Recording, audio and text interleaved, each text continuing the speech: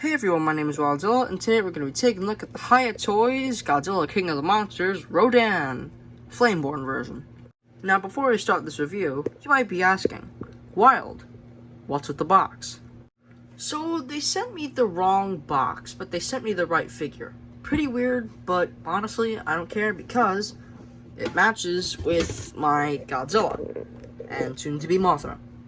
If I get her ordered, I don't know. Now, without further ado, let's get into the review. The painting and sculpting on this figure is amazing.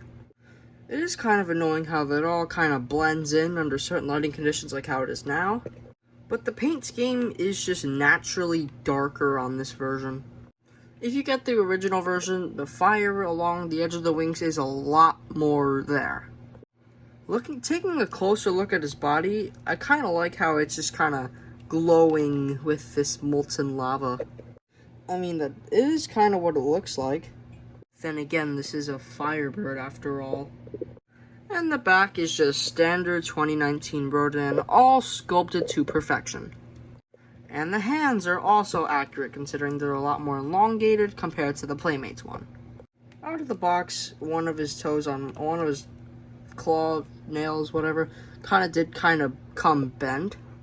And also in some areas, mainly like the sharper bits, some of it is chipped. And trust me, I really don't mess with this figure too much. I just get nervous because of the bendy wire in the wings. I really don't want it to poke out like how some of my older NECA alien figures and all that poked out, considering this guy is a little bit more pricey than a NECA figure.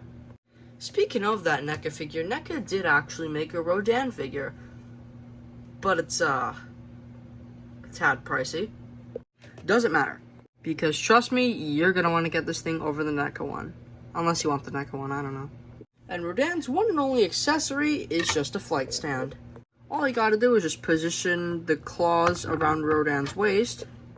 It is a little hard to balance him, but at the end of the day, if you can get it to work, it looks really nice. Just like the thumbnail. That's my favorite photo of Rodan, of this Rodan, that I have of him so far. You also get these little H pieces. You get 2 of these. And it actually took a little bit to find out that these are actually attachments for the stand. You just gotta slip them through here. And I really don't know what purpose they serve, but I'm assuming it's just for extra support, just in case, like for the stand or something. I personally haven't had to use these, I just kind of use them just to use them, and I don't have another piece to look after. But, I mean, I honestly thought it was to recreate the frickin' Hiya logo. But honestly, they could probably nail their own logo with a bunch of exquisite detail. Now, let's see how Rodan moves. You get ball joints in the head and neck. He can look up really high, and down, okay. You get a hinge joint at the mouth. Ball joint at the base of the wings, and I'm pretty sure it's a dumbbell joint. And the previously mentioned bendy wire wings. You get a pretty okay av crunch. I mean, it does kind of bounce back, but I mean, you get the point. His legs can kick up about that far, and can move back that far. You can bend his knee, and you can move his foot up. And then you get a ball joint at his little ducktail. Posability on this figure is pretty good. It's extremely similar to the NECA figure, yes, I used to have it, except it has more than that figure, but not by much. If I'm not mistaken, the NECA figure had, I think, 1 or 2 different ball joints, and I think this figure has 3. And then the hinge-jointed mouth and the better leg articulation. But the NECA figure did actually have a hinge joint in between the wings, and it was 2 different pieces, and it could collapse the wings, which is kind of similar to how Hiya did their King Ghidorah. But listen, whatever it's bendy wire or hinge joints, they're both still pretty good Rodan figures. Heck, even the frickin' NECA figure has like its own base. It's pretty cool. But now let's get into the gimmick. Since my frickin' UV light broke, I'll have to show you some pictures from other reviewers. If you get a UV blacklight, flashlight or whatever, you can shine it on this figure and it can give it this really cool glowing lava effect. And trust me, it looks awesome. kind of annoying because my flashlight broke in a really stupid way and I just couldn't press the button. But besides that, I would highly recommend you get this figure. But with size comparisons.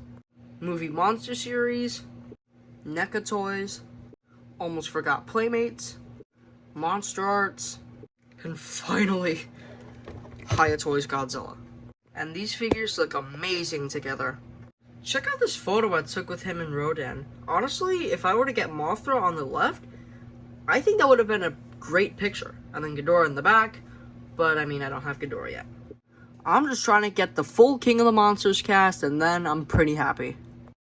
Once Hiya Toys announces the inevitable Scar King from GXK, you know I'm gonna be picking up that whole line. And all for pretty much half the price of one Monster Arts figure. Sorry, throats. But that was my review on the Hiya Toys Rodan Flameborn version. I will leave a link in the description on Big Bad Toy Store if you want to pick one up for yourself. Not sponsored, by the way. But like I said, if you're trying to build the entire King of the Monsters lineup like how I am, get them. And if you aren't, you're just getting them for fun, get him. He's just fun. But with that, I will see you guys in the next video.